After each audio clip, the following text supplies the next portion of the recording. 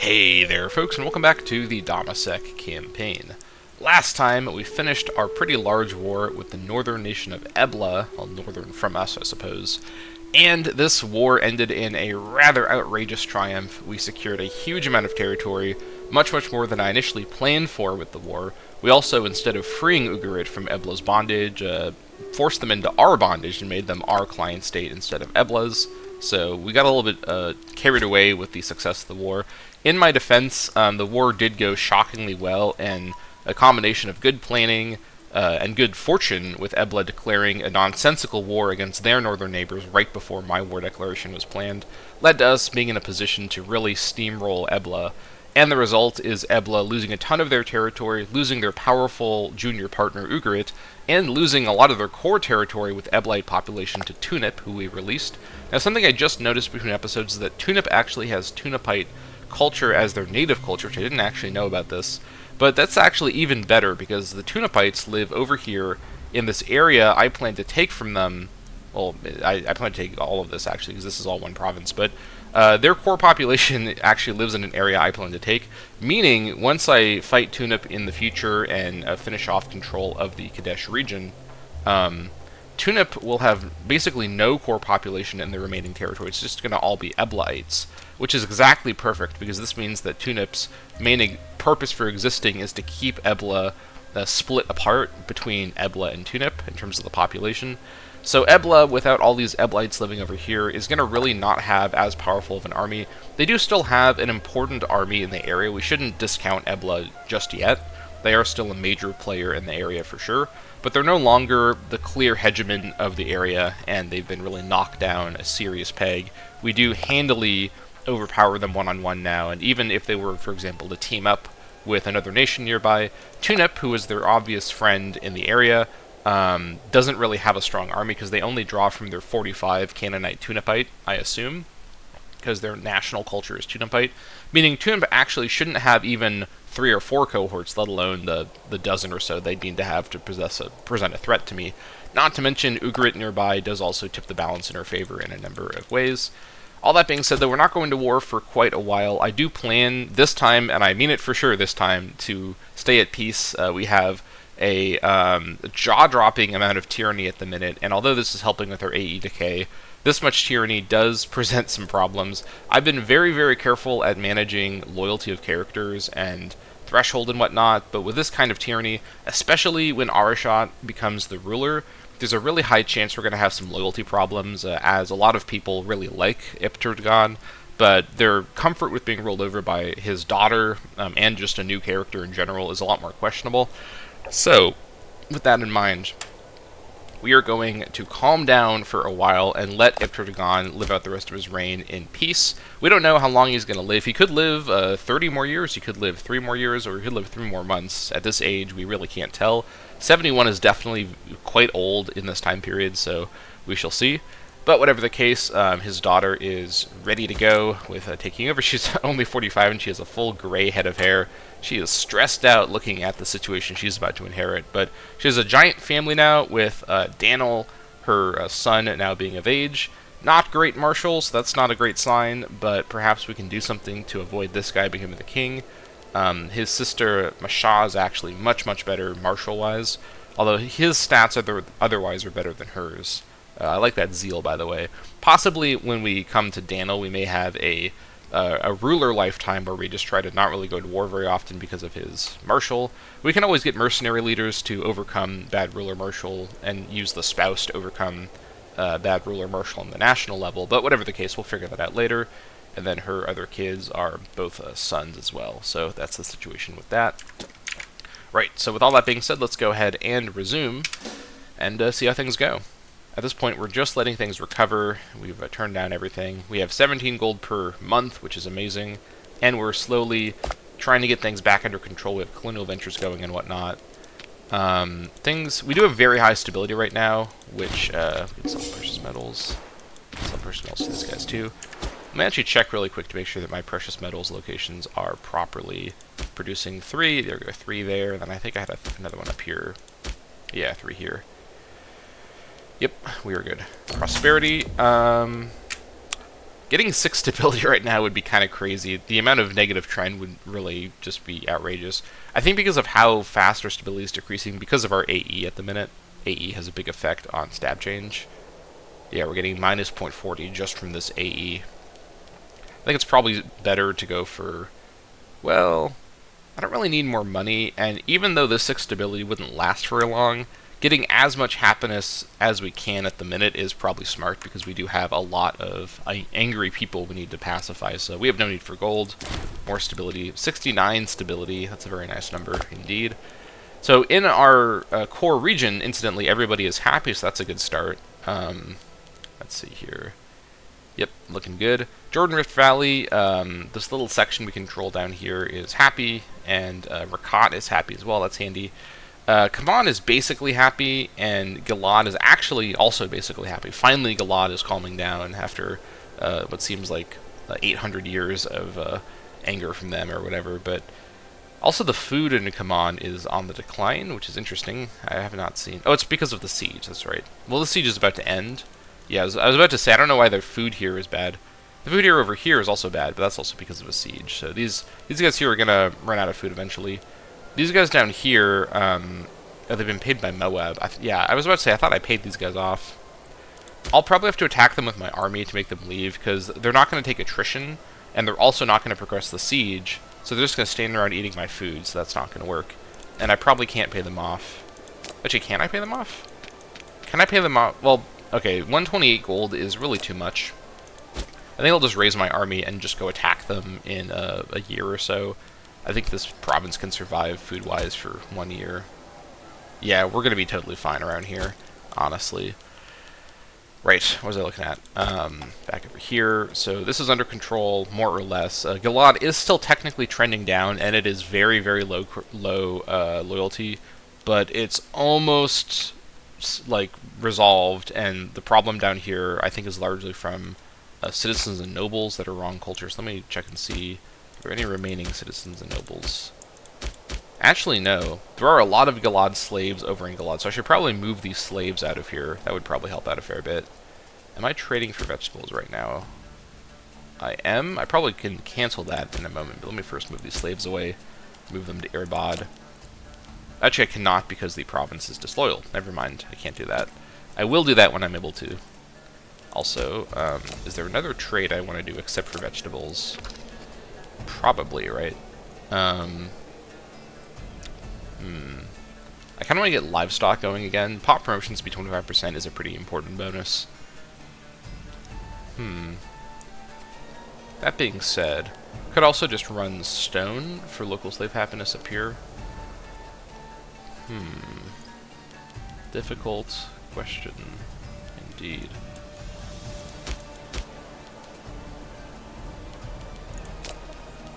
That being said, can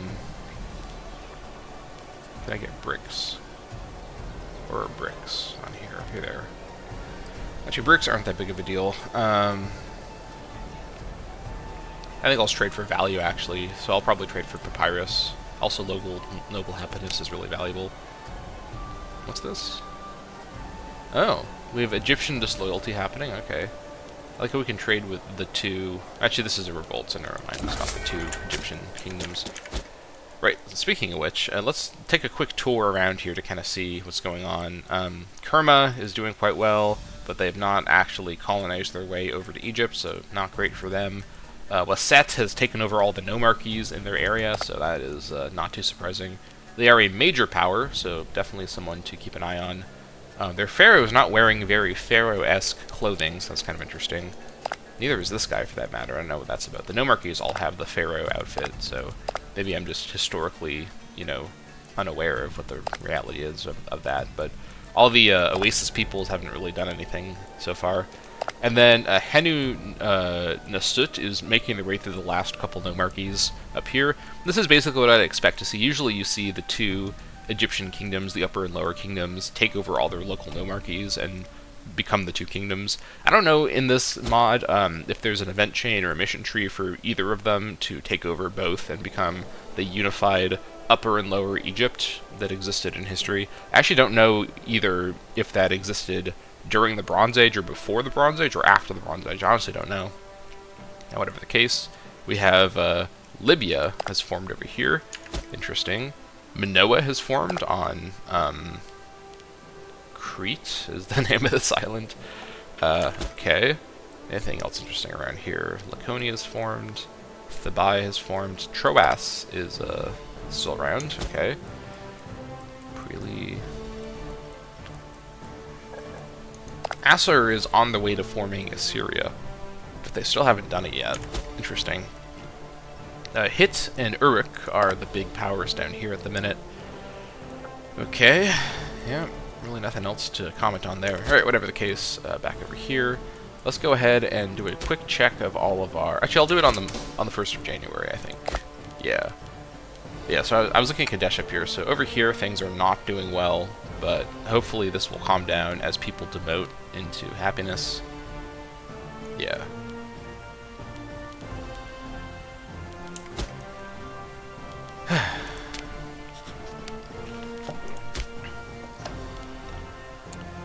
Incidentally, we only have 33% Dammâseq culture in our entire nation, so this might be a good time to, again, slow down on the expansion and let our population assimilate a little bit.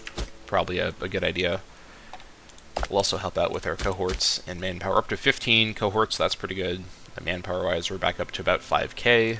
We did switch back over to that idea to get, yeah, conscription. That's pretty good.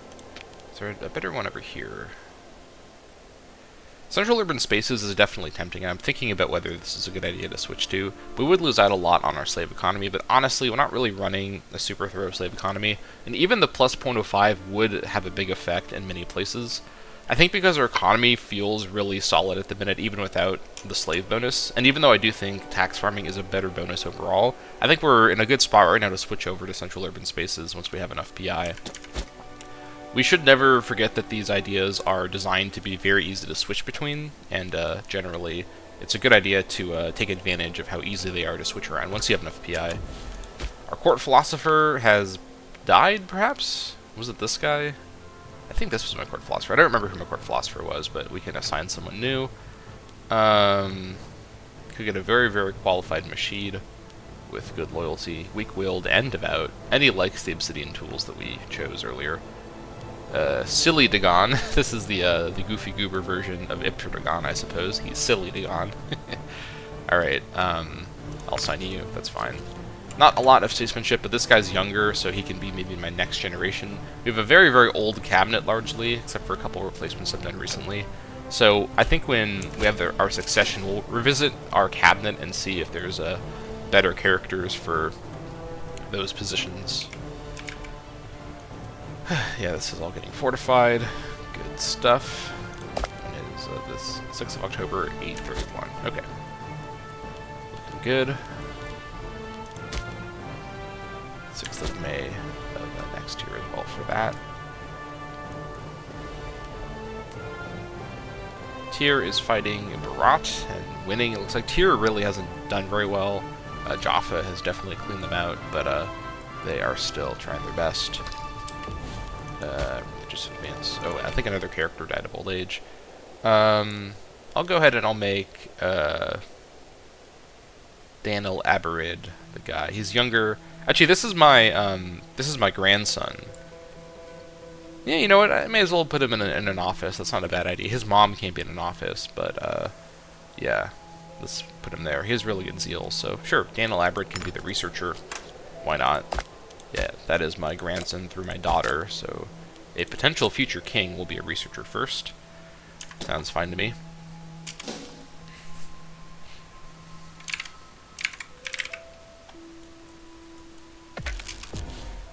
Alright. 1st of January, 8:30. We are now, I believe, 45 years into the game. Let me think about this for a minute. 85, so that's plus 5, that's 90, so 15 years before 800. Yeah, 30 plus 15 is 45. So we're 45 years approaching the half centennial. What's the term for when it's 50 years into something's anniversary? I guess you just call it a 50-year anniversary. Whatever the case, we can call that an omen, and I do think that although Reshep is tempting for the aggressive expansion change increase, this would help out a fair bit, and also help with our stability situation a fair bit. I do think we just need to keep running Ashara. Ultimately, we're never going to fully be stable unless everyone is our culture, so the long-term plan is always run Ashara 24/7, so I think we just keep doing that. Our AE is declining actually really fast because of our giant tyranny, so I think we're okay at the minute. We also have an item, the Statue of Kadesh. Okay, interesting. I did not notice this, but I think we just got this in the war. Monthly civ change bonus. Can we put this in the Temple of Dammâseq? We cannot. Actually, can't put it there either. Where is this item located? It's in Kadesh. Okay. Can I move it from Kadesh? I never know how these items work. Maybe you could only keep them in the location. Let me see here.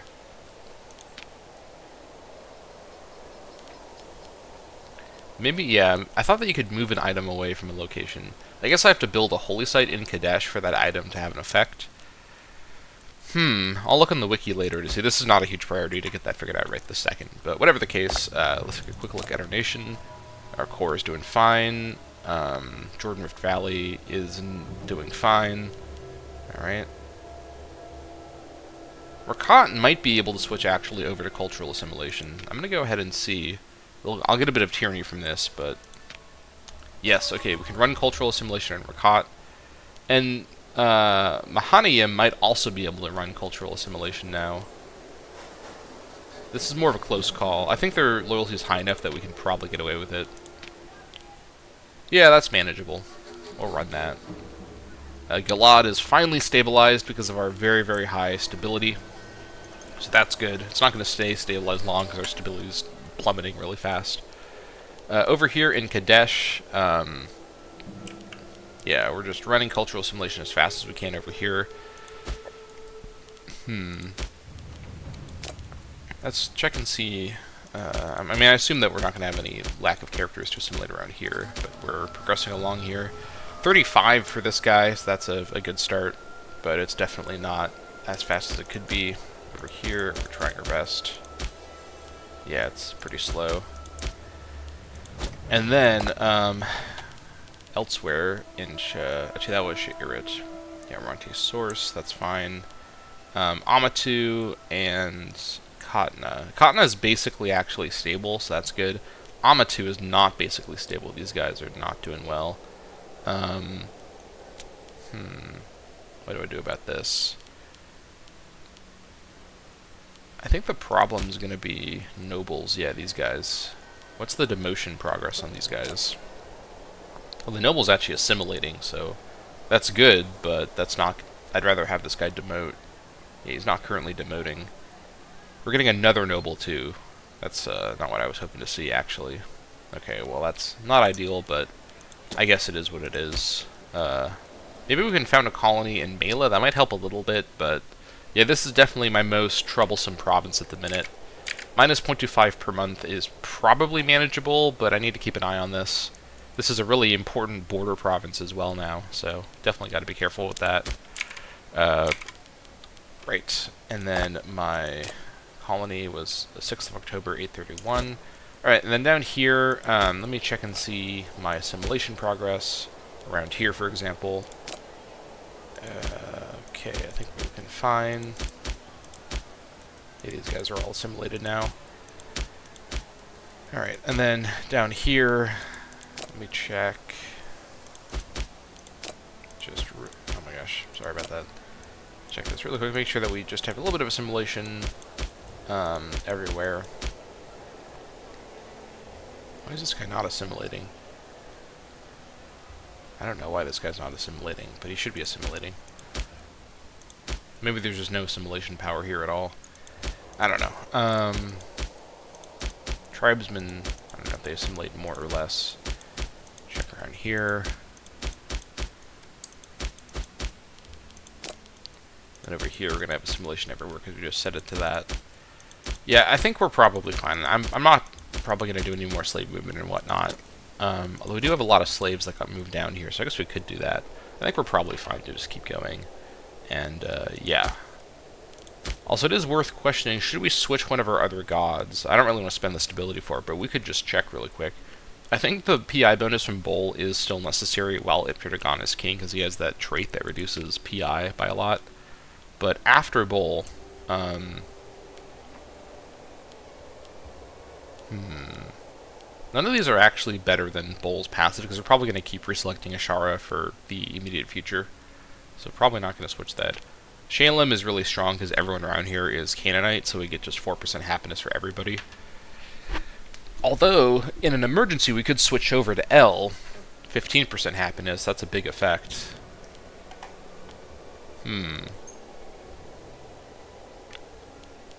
I don't know, I have to keep thinking about that. I think we just wait.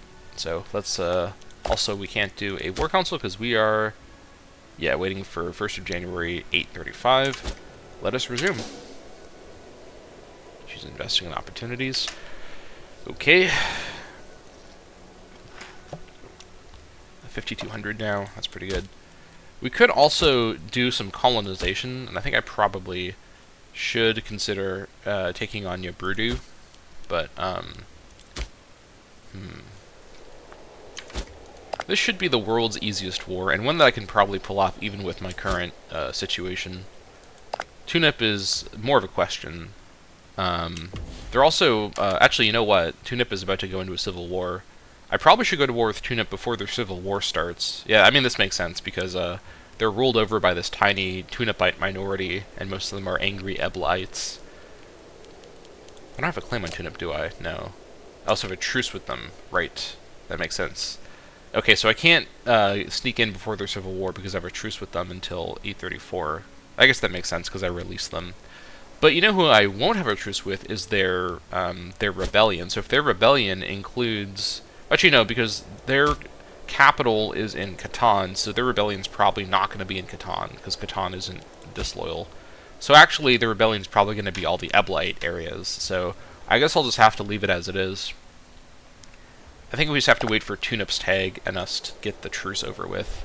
So Tunip is on the chopping block just to secure my last bit of Kadesh that I need. I don't need it, but I want it. It's a matter of greed, not need. But I think taking on your Brudu is also good, just so that we have this kind of weird backline tag taken care of. I'd rather have the desert at my back and not this random tribe that could surprise us by allying with an enemy at a bad time or something. Probably not, but you never know. And it's just good to get this for myself. Incidentally, Yabrudu would probably make for a better tribal vassal than Kumidu, but ultimately I think it's better to just take this for myself here. This is part of Kadesh, so I do want this territory eventually. So with that in mind, what do I want to do a colonization here? I think I'll probably colonize at Hasia, I think. Yeah, these are all terrible desert hills or desert valley or desert tiles. Actually, no, let me colonize from Kutayef. Yeah, colonize here. I'll just get this going so I can colonize the other areas sooner. So, actually, no, I can't. I need 20 PI. I guess I can do it now. I just go into negative PI, but I have enough manpower. Yeah, let me wait until I have 20. Well, I'll just do it now, actually. Yeah, we can go into negative PI. That's not a big deal. Okay, and then we'll get a claim on these guys, possibly from the War Council. I don't know, the War Council is probably not going to target Yabrudu. I feel like the War Council tends to target larger neighbors, so probably Moab or Jaffa, who are planned future targets. Let's not forget the ultimate goal here is to form Canaan, so that means taking on Jaffa, Moab, Petra, and everybody else around here. But this is just about wrapping up our north. Oh, hello, Yabruduan migration. Interesting. I guess these guys are migratory tribe, so that makes sense. I don't know where they're going to. Probably down here. I guess we'll find out.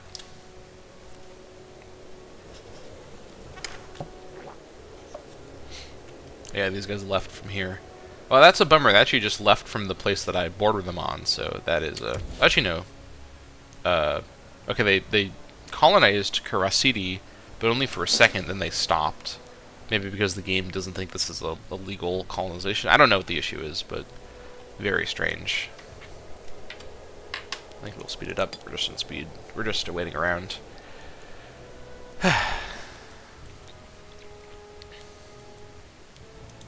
Could build some more buildings over here.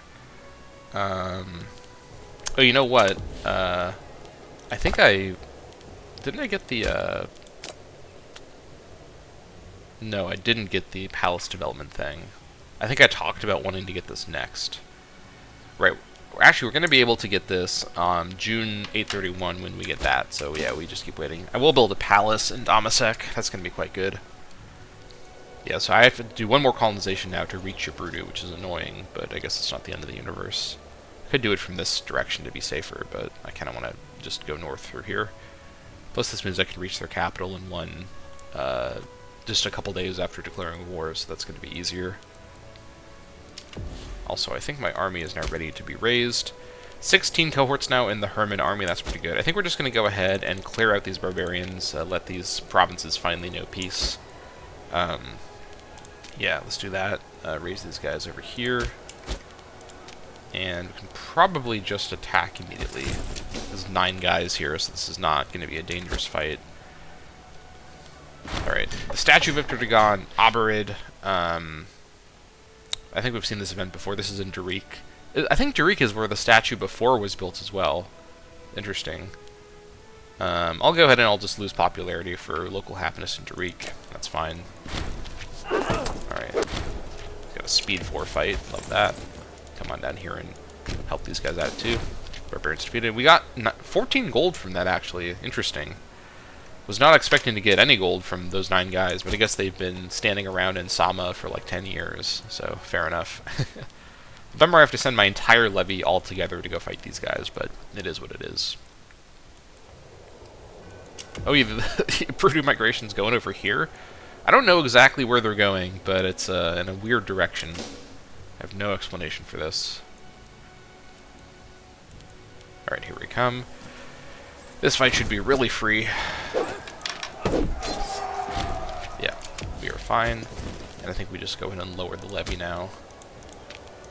Yeah, I'm gonna have to wait 5 months again, which is totally fine. That should help out with those places.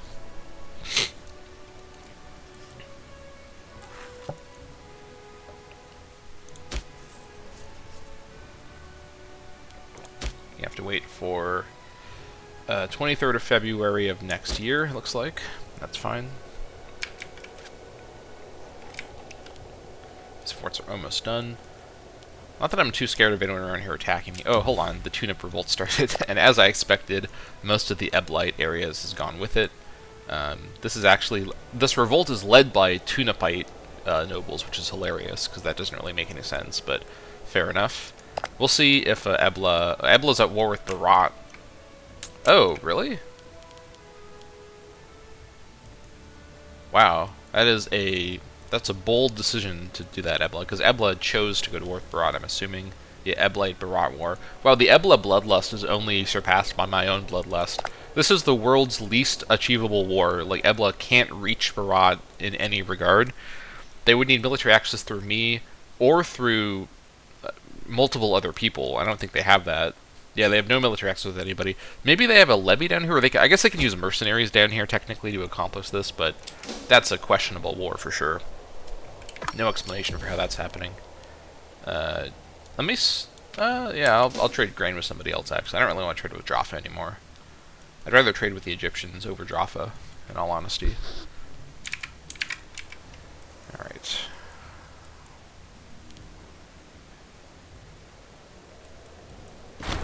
Tribal Chief Ahum offers friendship. This is the leader of Kumidu.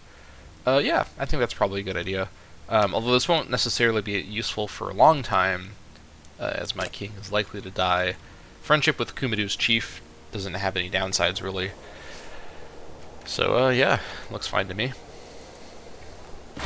Rauda prospers. The Council of Rauda has sent an envoy proclaiming that harvest, trade, and taxation have all produced a huge surplus this year, and a splendid show of national spirit. They have decided to offer the additional income to the state. Alright, we've seen this event before. 20 gold is barely more than a month of income, so that's not amazing. I'd rather get the 4 gold from destroying the bazaar. Popularity. Province of Fissure Spring getting that bonus could actually be really strong, because this is both a location that has some disloyalty problems and also a lot of freemen that have been assimilated. So this is actually probably worth quite a lot of manpower and tax. Or, yeah, I think it's better than 40 gold for sure. So over here, Actually, what am I talking about? This place does not have desulty problems at all. Literally, what am I talking about? But whatever the case, the Freeman happiness bonus should be worth actually a noticeable amount of manpower, so let's go for this. Hold local games with the funds. Also, popularity factor to gone isn't terrible. 5,430. 5,435. 5 more guys. All right. It's better than 0 more guys. I'll take it.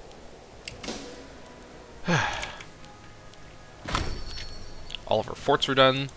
And, weirdly, at the same time, all the Egyptians want to buy my ivory. I don't know if these events are related, but they seem oddly related. I'll trade with the 10th dynasty. Now, the real trick for Bronze Age success is to be friends with Egypt. Unless you're able to defeat Egypt and take all their food, then you want to do that. But if you can be friends with Egypt, that's probably a good idea. I guess we'll see what happens here. At the minute, I'm actually, well, before I say anything, let me look at the numbers here. These guys don't actually have as strong of a force as you might think, because again, they're not doing any assimilation. They just have, look at this, the pluralities of these minorities is really high. Their native population is their most plural population, but only 190. Like, these numbers are not at Aram levels. I've been aggressively assimilating all game long, and I've got 334. I started with 50, by the way, so this is mostly from assimilation. So, what about the other kingdom? How about these guys? These guys have a much larger population in total, so they do have more Wassetans, but, yeah. Yeah, I think that these guys are the upper kingdom, I think technically. I can't remember, but I think the upper kingdom is the one that's in the south. I guess we'll find out later. They may form something. I do not remember. Okay, Gilad is disloyal. Again, yeah, that's fine. It's because of stability going down. Also, we have 20 PI again. And can we do this yet? We can do this now. We should colonize this so that when we border Yabrudu, and we can get a claim going in the near future. Alright, good stuff. I will probably switch this over to harsh treatment once I'm able to, but that's not the biggest priority right now. What? I didn't get any warning about these guys. Actually, no, I guess I did. I'm just not paying attention. That's annoying. Can these guys leave, perhaps? Hold on, Edomite. Actually, this is a Canaanite culture group, so I guess it's not the end of the universe. Technically speaking, this is a Sinai-Palestinian area, but this is a Canaanite barbarian horde. So perhaps it's not the worst thing ever for these guys to roam around causing trouble. Which, am I right about that? Yeah, Edomite is Canaanite. Which, if you think about it, Edom is like down here, right? So, actually, yeah, look at this. There's like a bunch of Canaanites that live down here. What? Okay, I don't know what to make of this, but apparently Edomite is a Canaanite. Yeah, look at that. It's a Canaanite culture group culture. Oh yeah, here it goes. Yeah.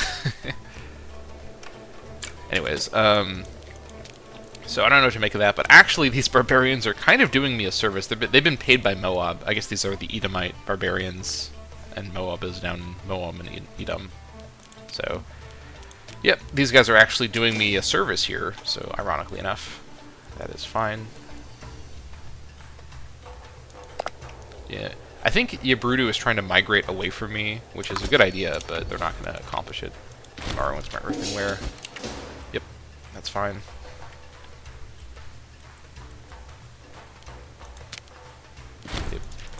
Yeah, damage my civ level, that's fine. You're spreading right culture group population down here. So this is ironically going to help out the loyalty here, in a sense. Okay, we've got ourselves that oratory advance, civ level plus 0.50% per month. We can do an invention and the civ tech thing. We do have 2 points in total. Let's do the innovation first, though. So we could get triumphal coins now, but I'd rather keep saving this for an emergency, in all honesty. Getting this could be quite handy at the minute. Although, stuff that reduces tyranny, I think, is a bit more important. I think I looked at this in a recent episode. Maybe it was last episode. These would help a fair bit, too. I could go through open negotiations or symmetry. Or I could go for something else entirely. Martial, or rather military artisans is pretty good for the free province investment. That's another trade route in my capital, or something else. But getting this could be handy. Getting a lot of this stuff is handy before you go to legions, but we're not ready for legions quite yet. We're not quite there yet. So, the military stuff I'm fine to hold off on for now.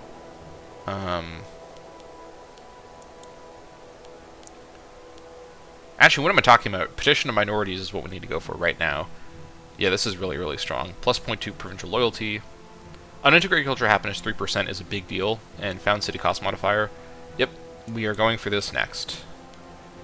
Definitely. Although... Ooh. Okay, so...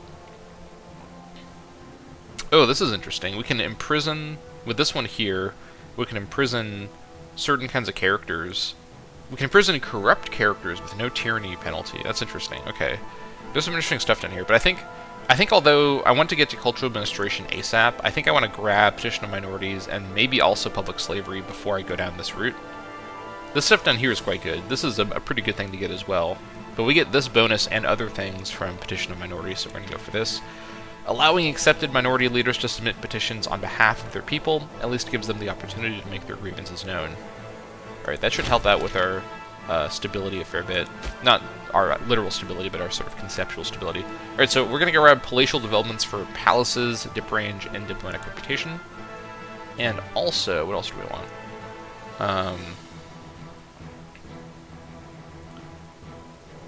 I don't really want to get irrigation yet because the national manpower reduction isn't amazing, but we will eventually want to get this stuff as we get more powerful. Fortified garrisons is okay. The increased maintenance costs might be kind of painful, but the morale bonus is obviously quite strong.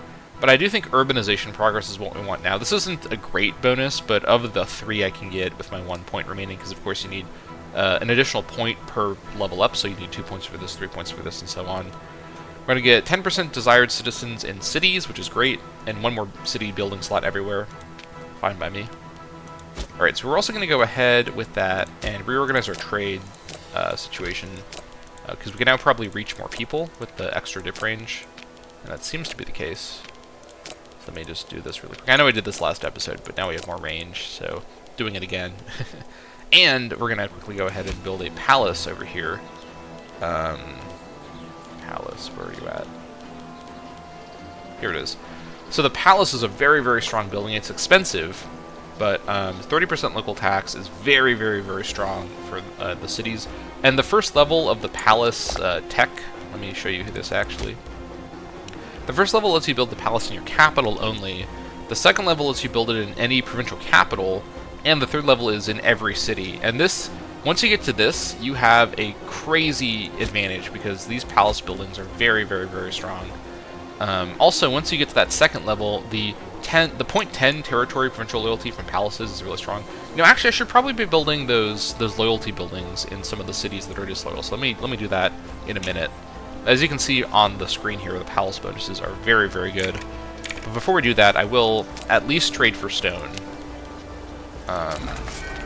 And also trade for reeds. I know we have reeds already. What's the other build cost reduction? I guess I could trade for limestone, but we can only reach 1 at the minute. Was there another one that gave me build cost reduction? Let me see if I can just micromanage this as best as possible. I don't think so, but maybe I'm misremembering. Yeah, bitumen gives me build cost reduction. Let me temporarily trade for bitumen. I'm not going to trade for this permanently, it's just for a second. Anything else? You think bricks would give you a build cost reduction? No, they do not. If I only could reach marble, that would help out a lot. But no. I think we're fine. Okay, ooh, Lapis Lazuli is really good. Noble Desired Ratio is really strong as well for the capital. Alright, whatever. So now we have all the build bonuses we want. Let me build some buildings here. So we're going to build a palace in Dammâseq, and then I think we're also going to go to some of our disloyal cities. Sama, down here we don't have a lot of cities constructed yet, but Sama at least is a city. And so we can build the Peacekeeper for reduced unrest, provincial loyalty and whatnot. Not a bad idea, especially because these guys, I believe... yeah, the Sama are the Sinai Palestinian group, so they are wrong culture group. Alright, I think that's probably a smart expenditure. This will help out. 124 is not that bad either. Once we can build a city in Husun, we'll build a peacekeeper down here as well. And then we could also build a peacekeeper in Sukkot, although this is actually more or less manageable at the minute. So, with a garrison also is a good building for provincial loyalty. So we could also build this too. I think of the two, peacekeeper is better. The fort defense bonus from garrison is also good though, so we shouldn't overlook that. And then I think Rakat is actually under control. So I think we're fine. Also, I think I might destroy this second level fort of Rakat, and maybe even move the capital of Rakat at this point. Although that does cost tyranny, so let me wait a bit longer here. Well, man, it's... This is not actually a Rakati location. Can I make Yardena a colony right now? Yardena. Actually, hold on, who lives here? This is the Beit Saani live down here. I do have that culture, I think, in here somewhere. Oh, I have colonial venture still, that's right. I need to wait a little bit longer. It's later this year. Okay. We might move the people over to Yardena. I think in prep for that, yeah.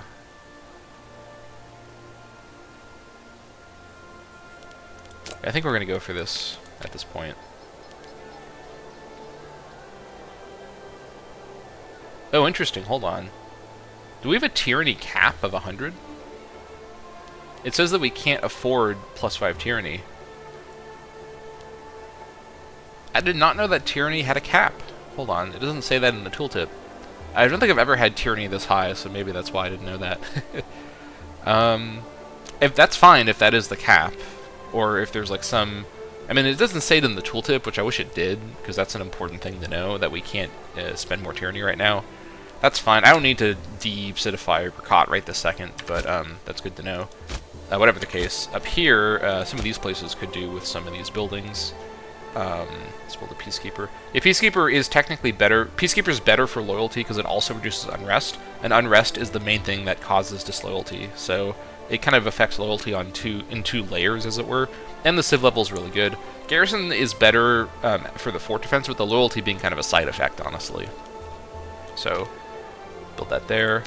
Over here, I'm going to build a Peacekeeper as well. And then up here, I think we want to build a Peacekeeper and then switch this later to assimilation, or switch it now to assimilation, or once we're able to. Up here, there's no city yet, right? So making this a city is actually pretty important to get the Peacekeeper going. Yeah, the city cost reduction is crazy because now it's 30 PI for cities. Making Mela a city to build the Peacekeeper is actually going to be a really important development, so that is quite handy. Also over here, getting a Peacekeeper going here could be handy as well, just to stabilize things. Yeah, and then I think, do we save the rest of our money or build more buildings? Could build city infrastructure. I don't think it's necessary at the minute, though.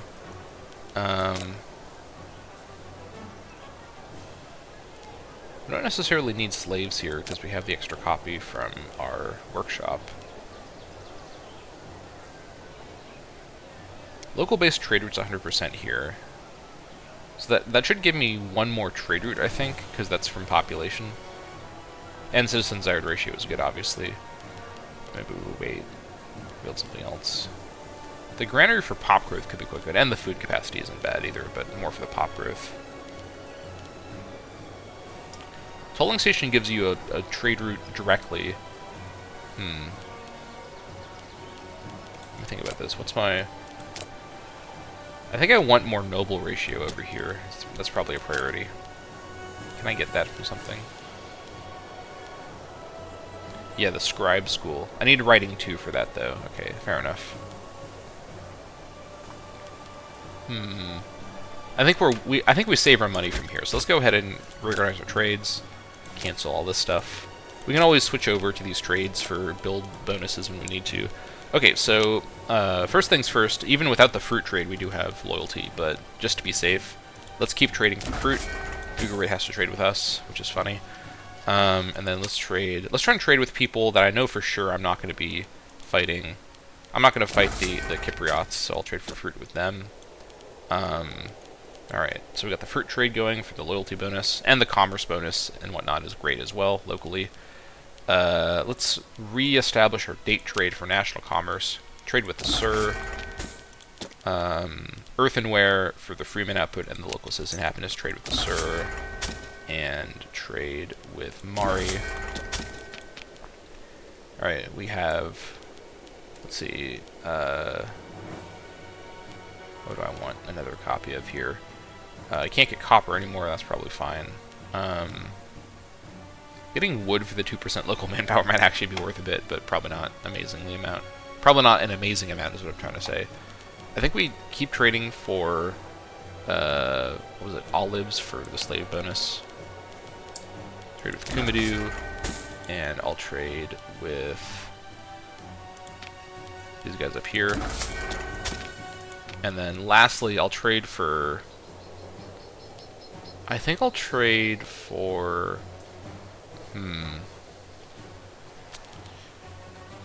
Tribesman happiness might be worth a lot.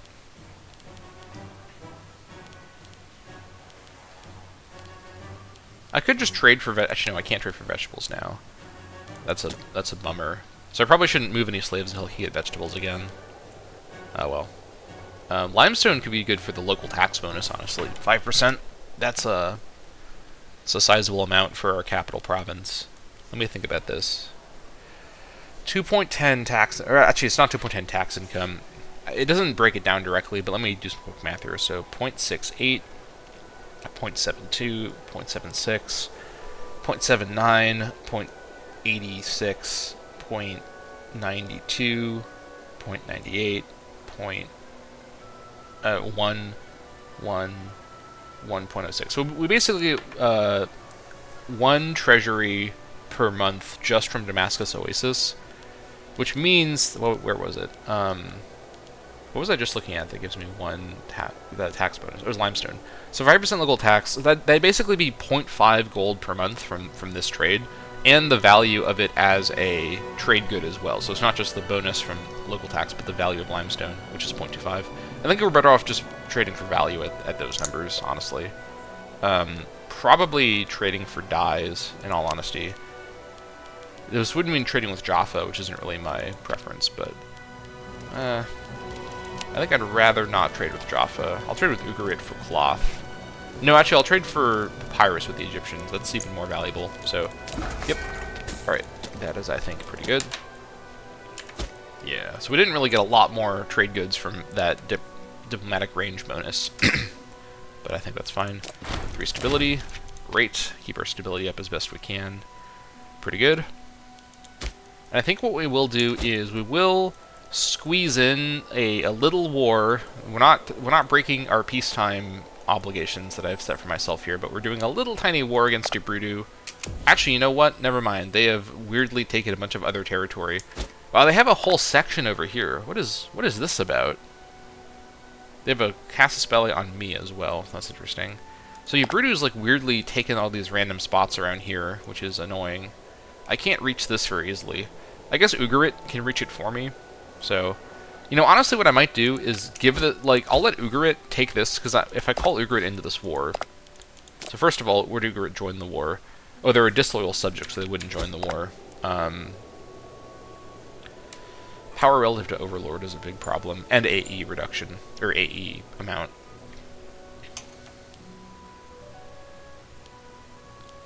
Can I boost relations with them? I think getting their opinion up of me is actually probably worth 25 gold right now. Yeah. I think it's worth getting that going here. Ugarit's loyalty problems, yeah, their loyalty problems aren't going to be super easily solved. We need to remember that even though Ugarit is our junior partner, they are very much our partner and not our, like, direct little subject. They have a powerful army, and they are not unaware of that. We do handily beat them one-on-one, so they're not going to win in a direct rebellion by themselves, but they're not necessarily someone we can just kind of push around. They are an important nation. under our sway. So they actually wouldn't join the Bruto War, which is probably fine, right? But I would want them to join so that I could give this to them, because this is part of their... I guess this is in Phoenicia, actually, so...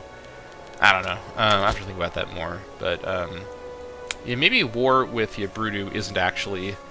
Well, here's the thing, right? I actually don't mind if Yabrudu's tag survives over here or over here, because this is Ebla and Phoenicia territory, respectively. I just want their Kadesh holdings. So I do want to go to war with Yabrudu, actually. So I will wait for 20 PI and get a claim on them from that. I'll not wait for the War Council in 35. I'll get the claim myself, honestly. Alright, these guys are spreading my culture. That's fine. Keep at it.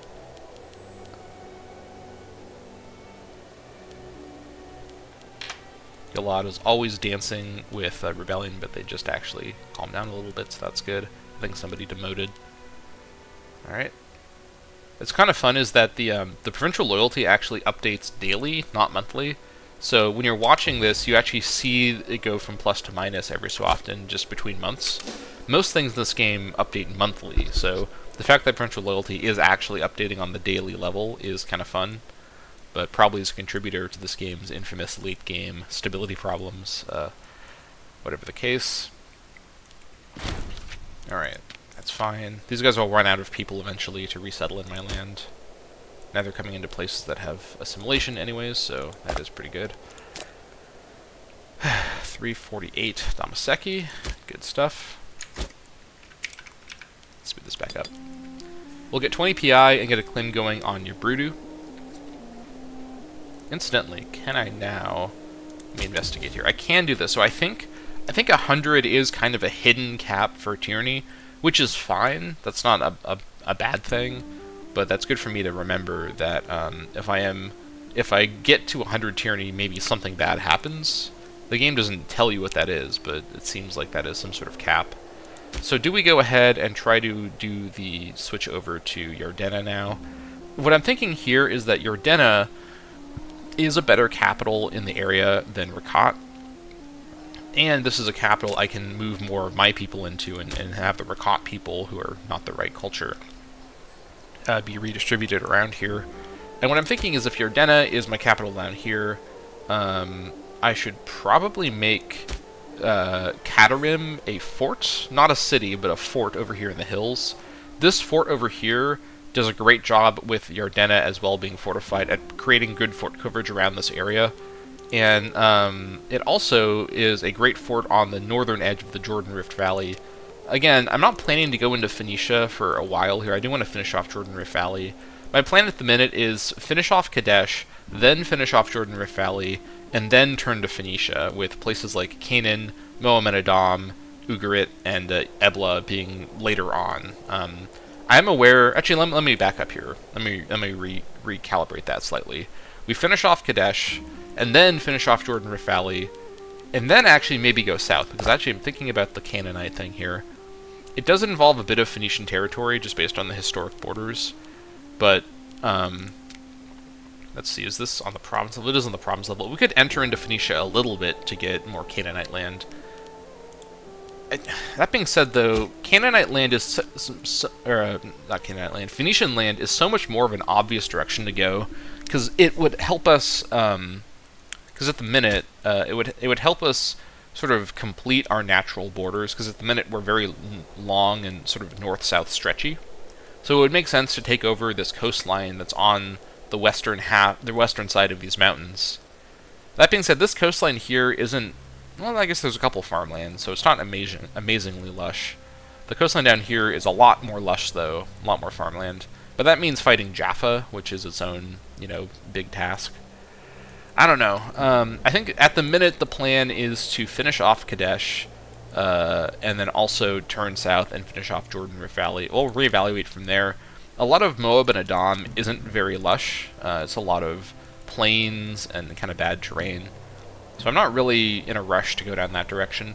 Ultimately, the Canaanite decision only requires having 200 territories in this area. It doesn't require us to complete specific regions. So it may be better to maybe go towards... I don't know. I think there is a lot of value, though, in finishing off Phoenicia and getting this under our control, and having a more natural border up along the coastline, and then punching south into Canaan and whatnot. So I'll have to think about that more. But, alright, these barbs are running out of places to siege, or running out of people to put into places that they're sieging. That's fine.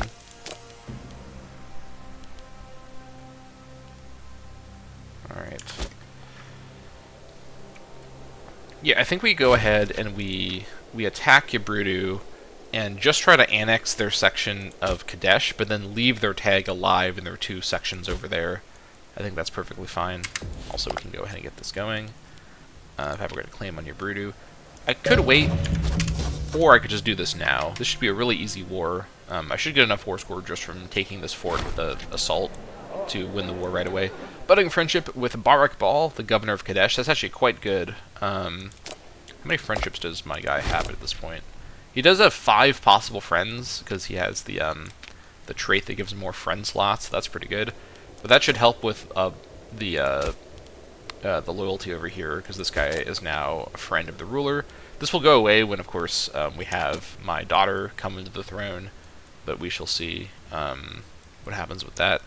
Hopefully nothing too dramatic. Alright, there's the last of those barbs. We have another barb stacked down here, just out of our border in Samaria. Samaria is not doing great right now. Alright. 359. 17 cohorts now. We are doing very, very well on the cohort front. Definitely, I think I've been handling my, also 19 gold per month now. That's pretty good. Good stuff. Oh, you know what? I didn't lower army maintenance earlier, which is probably fine. I'll just keep it up for this war that we're going to do. Peacekeepers are done, and the palace is done as well, so that should help out with our treasury. So 19.46 on the monthly tick. We'll see what we go up to.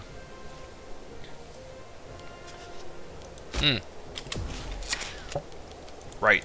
The palace gives us 2 import routes. Okay, what do we want now? Probably want to get a surplus bonus for something. We can reach vegetables again. I think I'm just going to trade for vegetables with the serf permanently. I think going back and forth on the vegetable trade is a level of my career that's not needed anymore. We have enough slots now. So I'm just going to permanently trade with the serf for vegetables. And I think I'm going to get going on setting up the livestock surplus again. I think that's a big priority. We have a lot of livestock internally, but we don't have any livestock in our core, weirdly enough. So we'll trade with Ugarit. They can only trade with us, so I feel kind of bad for them. But this will help them out a little bit. And then once we get another trade route, we'll get more livestock as well.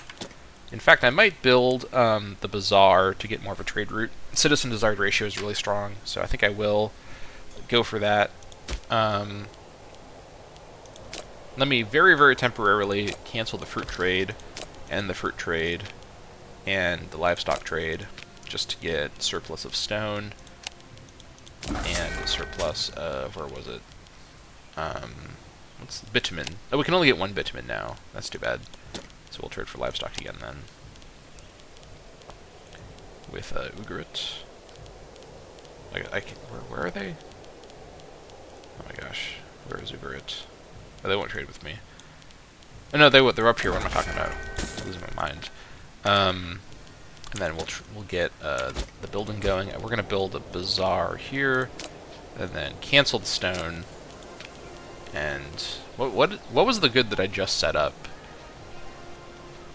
I'm losing it. I cannot remember what I just set up here. Vegetables. What was it? Hold on. Oh, it was fruit. That's right. It was fruit. Yeah, that's right. Ugarit, and I'll trade with the Egyptians for fruit. There we go. Perfect. Okay, there we go. Got that resolved. Anyways, that's going to be it for this episode of the Dammâseq Campaign. Pretty peaceful episode, but peace will not last much longer. We'll get Yabrudu cleaned up, and then we'll turn our attention to Tunip when the time is right. But whatever the case, thank you all so much for watching, and I'll see you all next time.